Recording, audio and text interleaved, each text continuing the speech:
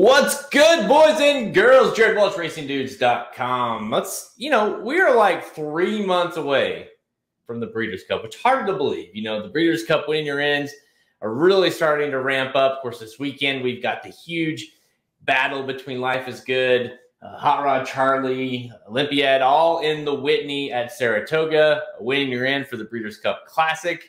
So 3 months out, I feel like it's time to really get going on this, not just the Classic, all the Breeders' Cup races, but of course the Classic is the main event of the 2 days. And if you're watching this video, you already know what the title is. You already know what it's about. So get ready, because you're talking to the fan, the number one fan. 3 reasons why I still believe, Taiba can win. That's right, Taiba can win the Breeders' Cup Classic. All right. I want to, I know this is a hot button. So you're going to have people that are with me, people that are against me. I want to hear in the comments below what your thoughts are. But listen, number one, and first and foremost, number one is talent. I don't care what you say. And I get that he lost to Haskell. I get it, but how many horses have you seen, especially in this crop? And I'm sure someone can pull one up, an example, that's ran 4 times in his career so far. 4 times. 3 of them were grade 1s. The last 3 races of his career, he's had a 4-race career. 3 of them were grade 1s. And he's had 3 triple-digit buyers. 3 of the 4. The only one, draw a line through the Kentucky Derby. That was no good. But debut, 103 buyer. Standing in the Derby, 102 buyer. Last time out in the Haskell, 101 buyer. That was off that Kentucky Derby where he received a 77 buyer. Again, 3 grade 1s, 3 races with triple-digit buyers. I feel like this horse is getting a little bit people are a little too hard on him because they went straight to the deep water, and Halterman alluded to this a little bit, which he was dead on Blinkers Off, where it's like, I think the expectations of this horse, and I'm just as much fault to that as anybody. The expectations were so high with this horse just immediately that anything short of a dominating win, and he's not good, And so I think the talent alone, we'll get to the next 2 reasons, and I'll touch up more on that. But just based off of talent alone, he can win the Breeders' Cup Classic. He can do it. He's going to have to work there, but the talent is there with this horse. I'm very confident in saying that. Number 2, and we'll piggyback off that a little bit, right? Maturing. What this horse needs is to mature. I mean, I think that's pretty clear, right? After 3 starts. He's ran 3 races. The last 3 races were grade 1 races. He's ran in 3 huge races after 1 6-furlong maiden special weight. It's insane what they've asked this horse to do. And of course he needs to mature. He tried to do what the curse, try to beat the curse of Leonidas. That's right. 1883 was the last time the horse won the Kentucky Derby off of just 2 races. Clearly we saw how that went. So 1883, I think we can go ahead and establish that that's a line through the Kentucky Derby. We know, we've seen this now a couple times. He does not like to run inside of horses. You saw it in the Haskell. He didn't look very good for a lot of that race. And he's inside horses. And then once Mike Smith got him out and made that kind of big sweeping move outside of horses, he just had another gear.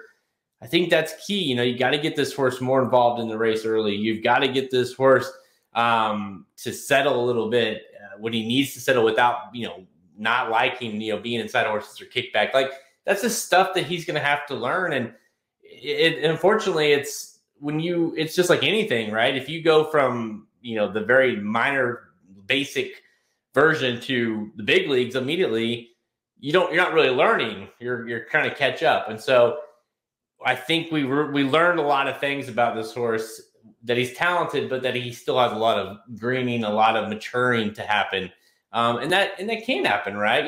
The thing that's so interesting about this is, as well as You know, and we'll touch on the Baffert situation here in a second, but you know, he won this race back in 2016 with Airgate, and you know, I don't want to compare him to Airgate yet. I guess, you know, there's still a lot to be said about what Taiba is or isn't, but you know, Airgate didn't even run in a stakes race until the Travers, and of course, we all know what happened there. You know, set the track record. Of course, went on to win the Breeders' Cup Classic. You know, that was you know, just an unbelievable horse. Airgate was, but the point is he won. They worked him there, right? He didn't go right to a race. You know, after debuting. You know, this horse debuted in April. They didn't run the horse straight back in the Santa Anita Derby or something like that. I mean, they were very slow and meticulous with getting him. And by the way, he won, you know, 3 races in a row prior to that Travers. That, you know, so they worked him there. And, you know, Taiba just hasn't had that benefit. You know, they just had worked him straight into these big races. And it seems like he's playing a little catch up more than he is, you know, learning and figuring things out. So maturing, like, I think that's very clear. By 3 months from now, I imagine I would guess maybe we'll see him in the Pennsylvania Derby next, into the Classic. So, you know, another race under his belt, another grade 1, right? It seems like grade 1s are going to be his thing, you know, but having just more seasoning is only going to help this horse, adding on to that number 1, which I think the talent that's already there. And my last reason, number 3, like him or love him, hate him, want to kill, whatever you think about this guy, Bob Baffert. That's got to be number 3, right? I mean, how can you argue? Like, Taiba was with him for 1 race, right? I guess you can kind of combine the Santa Anita Derby because that was towards the end of, you know, when Baffert, who knows really, right? But, you know, maybe the Santa Derby has rolled into that a little bit with him kind of having his hands on Taiba. But then, of course, the Kentucky Derby he was no part of that. So he says. And then, of course, back and then right to the Haskell. So more time with Bob Baffert, you know, I think is only going to help him as well. Is going to kind of get the most potential.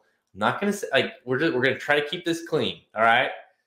I get it. But, you know, I learned pretty early on, it's like you wanted to not play any of his horses. Like, fuck Bob Baffert. I don't like him. But hey, look what he does. So he gets winners. So that has to be a factor. And let's not forget, Bob Baffert has won the Classic. He's won the Classic more than any trainer. He's going to the Classic 4 times. He's the winningest most trainer of the Classic. So 1, he knows a thing or 2 about winning the race. All 4 have been in the last 8 years. Bayern was a 3-year-old. He won the Classic. American Pharaoh, Airgate, and then Authentic. All 3-year-olds. Bob Baffert has won the race 4 times. All 3-year-olds.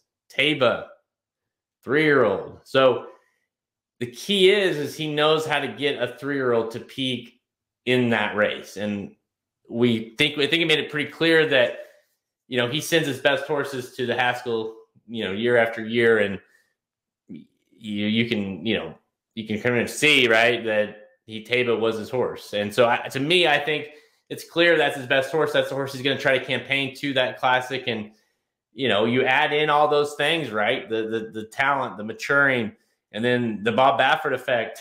Say what you want, but all those rolled into one. I think Taiba can win the Classic. Now, I get it. You know, Flightline, if he can roll in the Pacific Classic, Taiba will have to be every bit of Airgate, you know, and that might change things if Flightline shows that same kind of ability going a mile and a quarter that he's shown going 1 turn. You know, of course, you know, life is good. Whoever wins the Whitney, you know, the chips will be, you know, it'll be stacked against Taiba, no doubt. But do I think it's possible that Taiba can win the Classic right now? Yes, I do. Let me know. I want to hear him. I know you guys are just ready. You're already just pounding away the keyboard like, oh, this guy's so bad. He's awful. I cannot believe he still likes Taiba. You know, the troll that trolls us on Twitter about loving Taiba, I'm sure she's ready. She's fired up for this. So let me know. I want to hear them. I'll read some of them, maybe. If they're good, I'll read them. If they're really bad, I'll read them too. Let me know in the comments below. Make sure you hit like on this video. Like, even if you hate me. I mean, it's good content, right? Like the video. Make sure you subscribe to our channel. Make sure you hit that notification button. Ding! So you get alerted when we go live or we have new videos available. All right, guys. Get ready. Till next time. See ya.